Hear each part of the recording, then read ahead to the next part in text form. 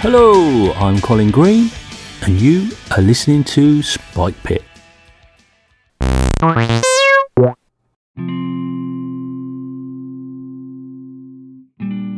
Now, folks, I feel I've got a little treat for you today. I've broken into the archives and dug out a gem of an episode, and it may sound boastful, but the reason it's a gem is because it's a chat between myself and my buddy Frank Turfler, or as we call him, Frank T, of Frank T's Liner Notes. This was a chat we had back on December 17th, 2018, just coming up for Christmas. We're talking about some family stuff and gaming. It was part one of a two-part episode interview, and you can catch the second part on Frank T's Liner Notes. Frank is a great buddy. I don't hear as much from him as I'd like to. You know, we're all busy folk, but this blast from the past is a great reminder of that friendship, and Frank continues to support me as a member of the pit crew, and it's just an all-round awesome guy. So if you missed this the first time round, or perhaps you want a little reminder, take a walk down memory lane.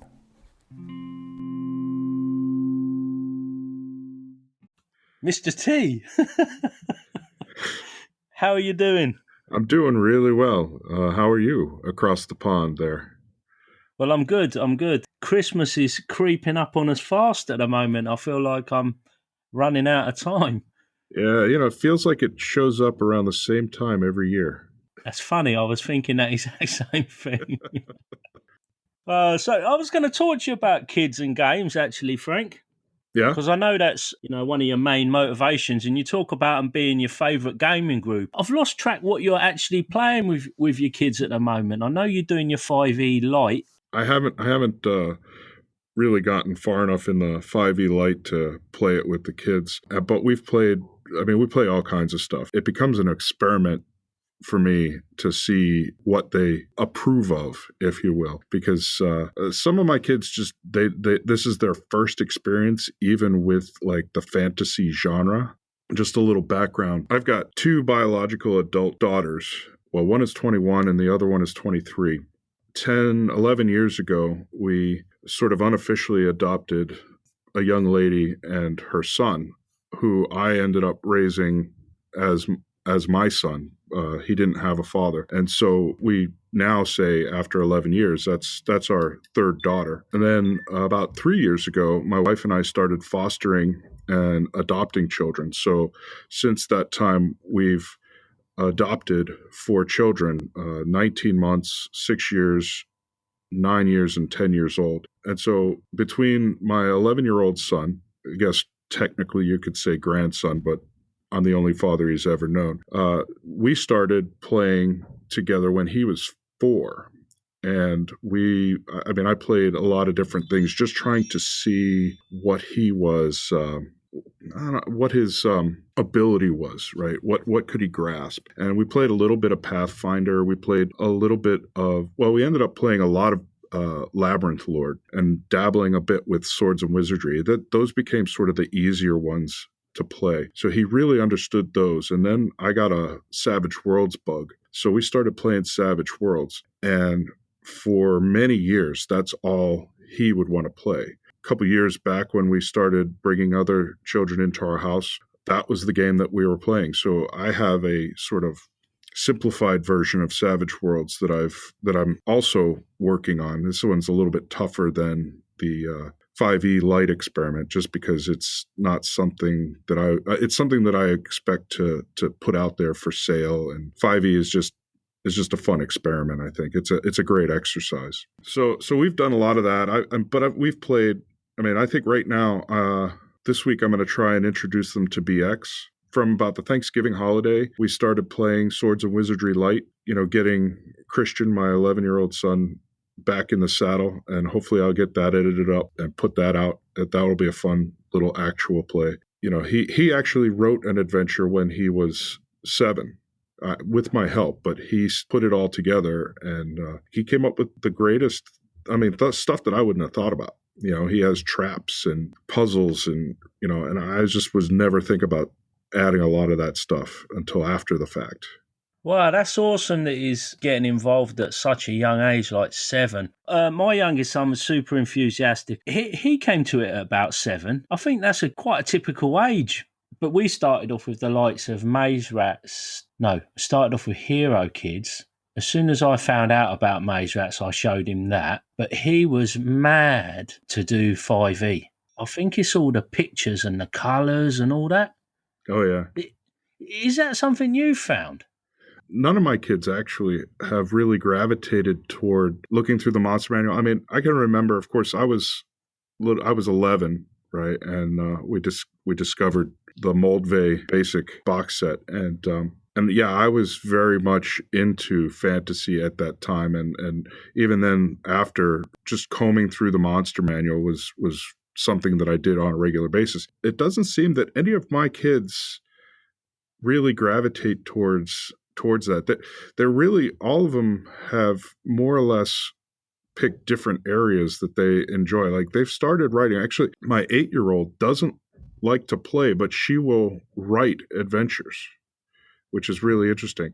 Like my oldest, he just really likes coming up with new monsters. So he'll draw monsters and then say, oh, well, let's stat this up. I mean, he doesn't use those terms, but that's essentially what he's saying.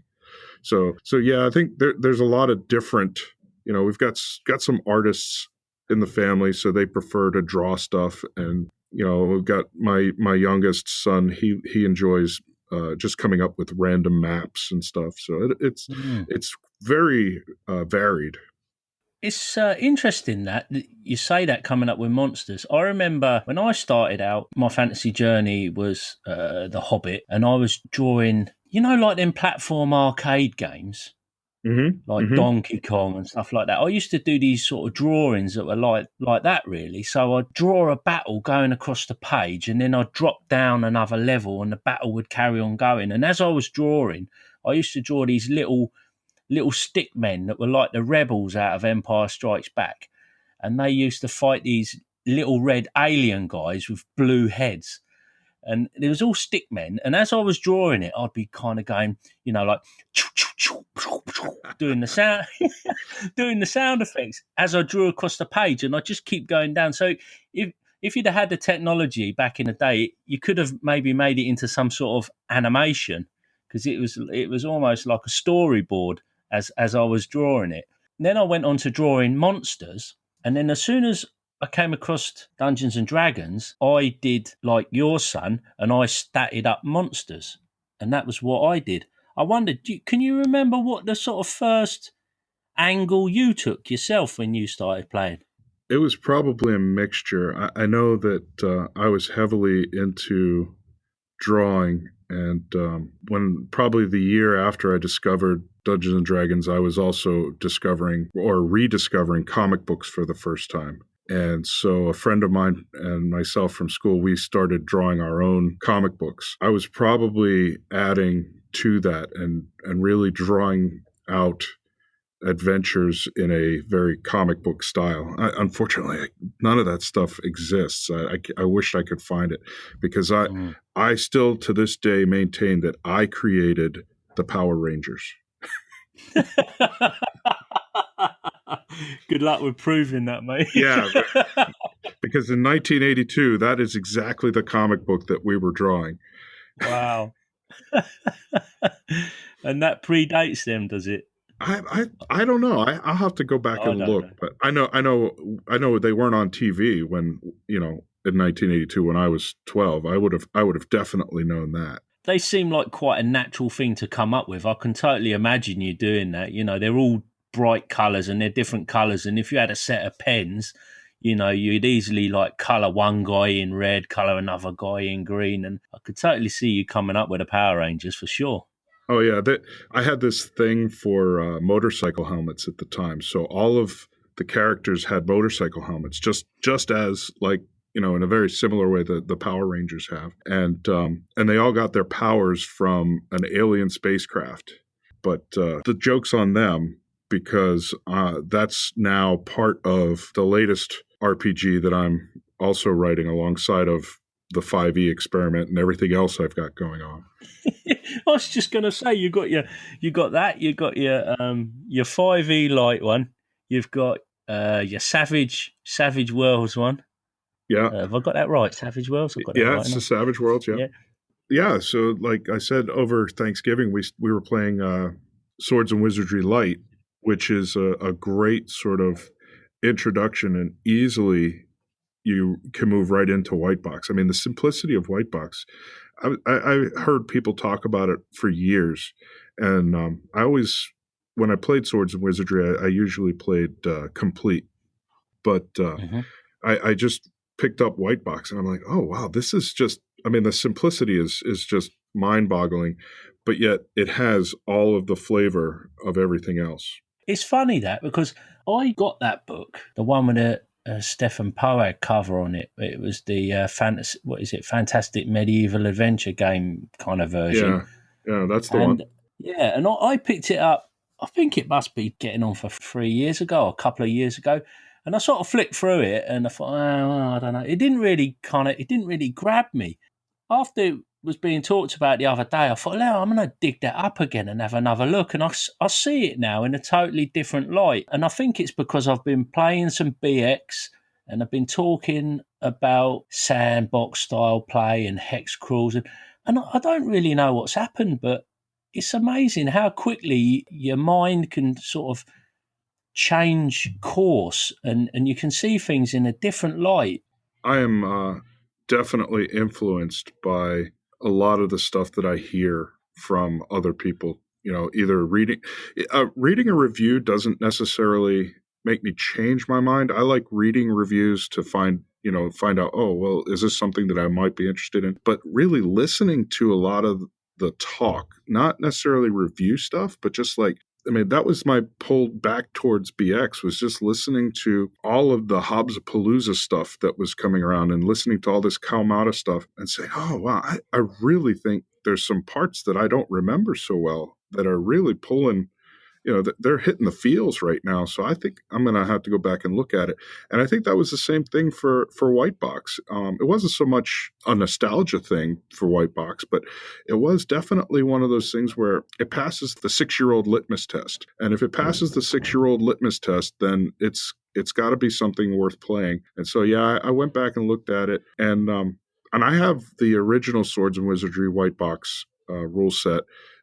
And then it's the newer version, the just the White Box version is put together a little bit better. For some reason, it was a little bit easier for me to digest. I think it's a great system. The simplicity for me in all games now, I can really admire it, because I don't think it's that easy to have something simple. I think you can make a system with all the bells and whistles, and in some ways, overcomplicating something is the easiest thing in the world. The whole less is more philosophy is a real art form. That's what I really admire. Oh yeah, absolutely. I was influenced, and this is sort of goes back to the idea of adding one more project to my plate. I was working on this, and I'm probably still going to make it this way, but I was working on this sort of Teenage Ninja Mutant Turtles-esque game that, and I was actually having the kids help me out, and it was kind of fun to be designing a game alongside of your kids. I originally was going to use Savage Worlds as the rule set, and then I saw Ray Otis's There and Back Again, and I was, I'm familiar with the D6, like the micro D6 system. I really enjoy the tiny D6 line of games. The way he put that There and Back Again together is very different from how I'm used to seeing it. And I thought, wow, this is there's something here in the simplicity of this.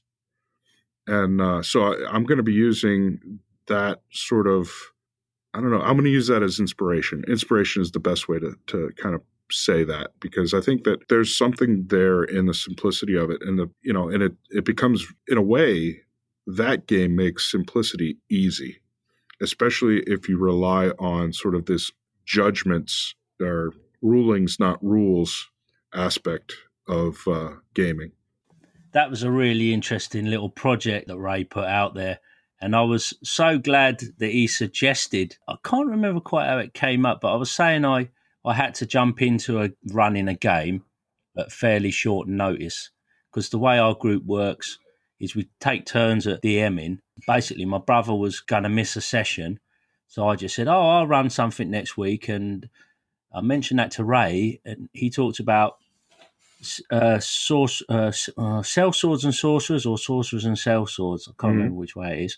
And then he said, and there's this other one I've been kind of working on, or I've got that you might like. And we'd been talking about The Hobbit, and he said, it's there and back again. So then we were toing and froing with a few ideas, and I said, well, I've put it to my players, Ray. I've got, this was all in a matter of hours. I just texted everybody and I said, well, I've got the players, just need to sort the game out.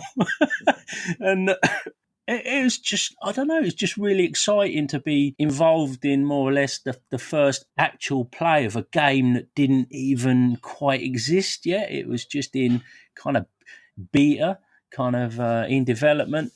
And we had a really, really good session with that. But what I enjoyed about it was, well, firstly, all my players really like the Tolkien vibe. Some of them are not played that much, and they've just played D&D, and this was going to be quite a change of pace. And I didn't know how it was going to go down, but I was quite confident that the fact that they liked the setting so much, that would oil the wheels and make it a little bit easier. It just went so well.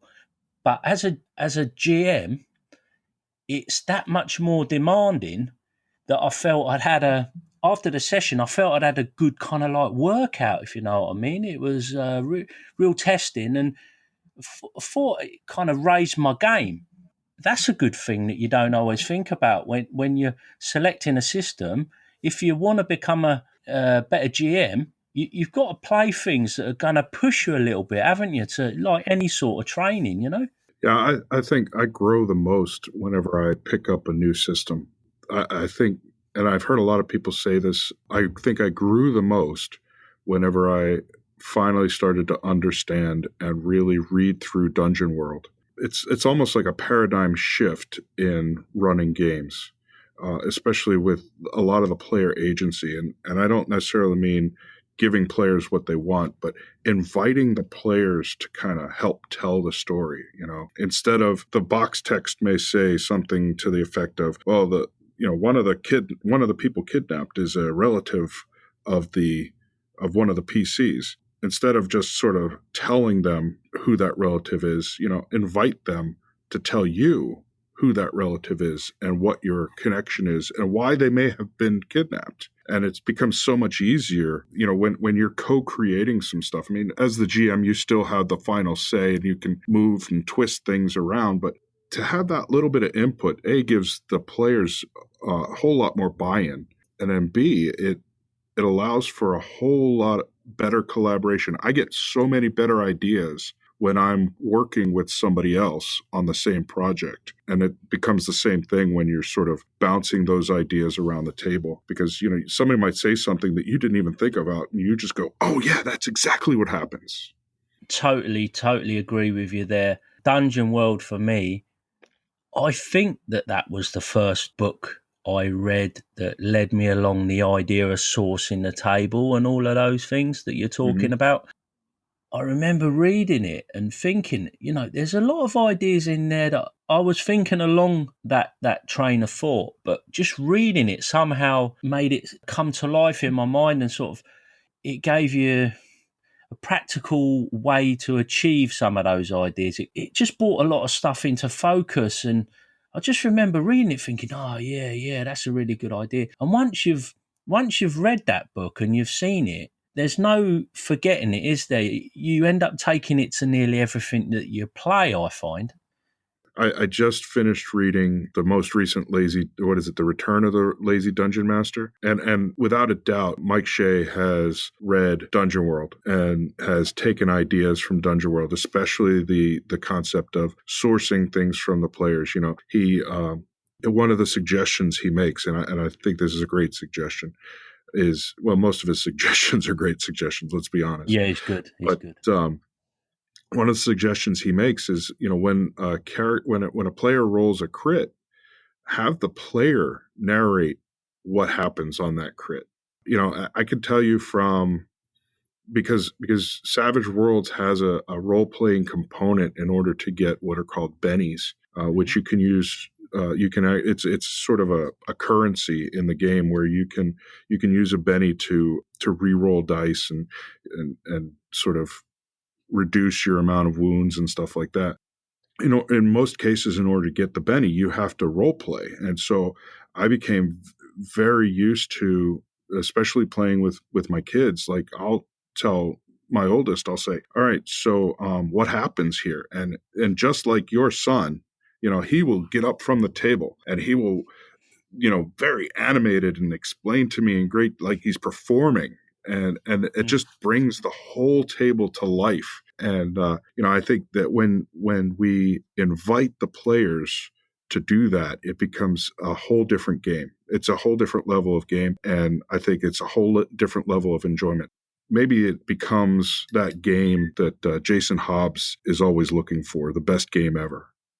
Yeah, I think it does. I remember one of the first times I tried it, and I must have just read Dungeon World, or I might have been on Mike Shea's site, Sly Flourish. I might have been on there. The party were just coming back from a pretty hard time at the Lost Mines of Fandelver, and they're walking back towards the village.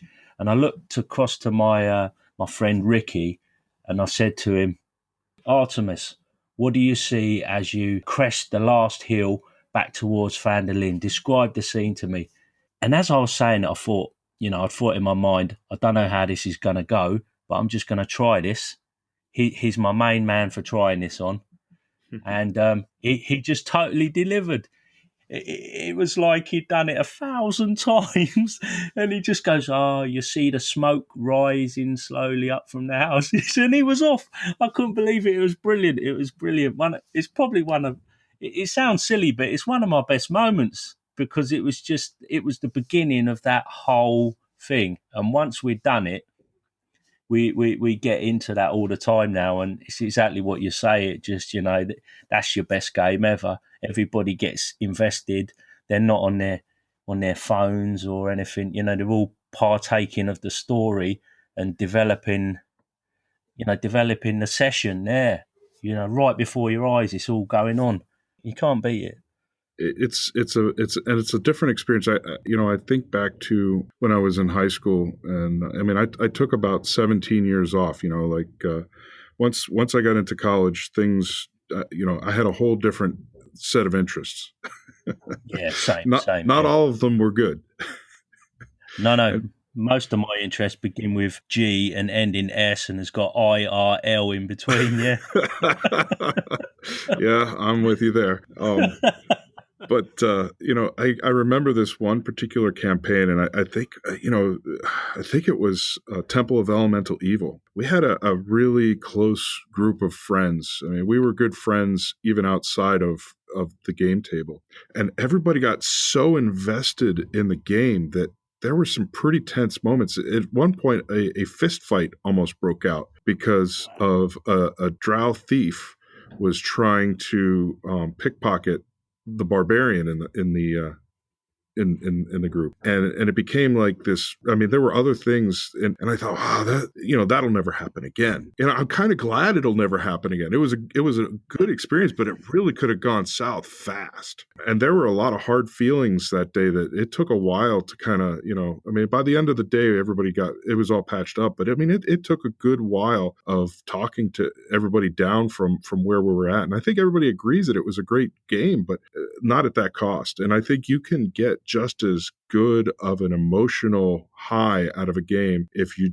in the way that Dungeonworld invites players to participate in the narrative. Yeah, definitely. I was going to say, we talked about gaming as you get older. It can get a little bit, unless like us, you sort of more or less cultivate your own in-house group. Yeah, I think for a lot of gamers, it gets difficult to maybe get people to play with. This whole business of online gaming is pretty new to me, but other people, it's been growing for a good few years now. I'm just getting into it. I'm interested. I know we've had a brief exchange now and then about the possibilities of doing some online gaming, but I can't quite recall what you said. It's not something you've done, is that right? So I've done it once, and it was before we started round 2 on our kids, and I had Saturdays free. And a friend, it was almost an abuse of technology, because everybody except one person was within 20 miles of each other. It was a Shadowrun game using Powered by the Apocalypse rules. The only player who was not in the same state, 2 of us are in the same county. The only was a friend who was in Massachusetts. So we had a great game, and it was a lot of fun because it was a Powered by the Apocalypse game. We didn't really need much, right? So it was it was all theater of the mind, and we did our roles. It was it was all in good faith. You did your roles on the table, and just this is what I got. And we had a blast, but it just seems that now that I've got a 19-month running around, my time even for sitting down to play online becomes very limited. Where I really have to schedule things when people are asleep most of the time. I believe you was bandying around times like 5 a.m. in the morning, and I might be able to. That's kind of where I'm at. My daughter gets up.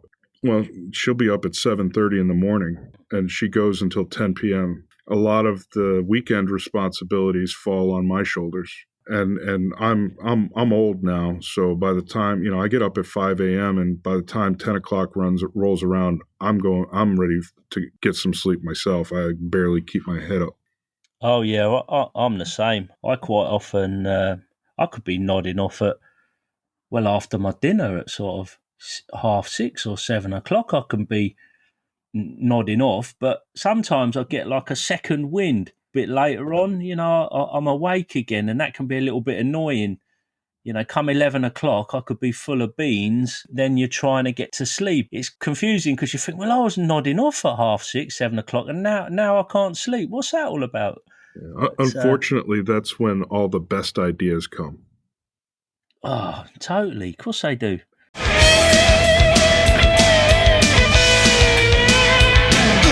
And that, as they say, is a wrap. Big thanks goes out to you, the listener, for taking a bit of time out of your day to listen to old Spike Pit. Take care, and I'll catch you later.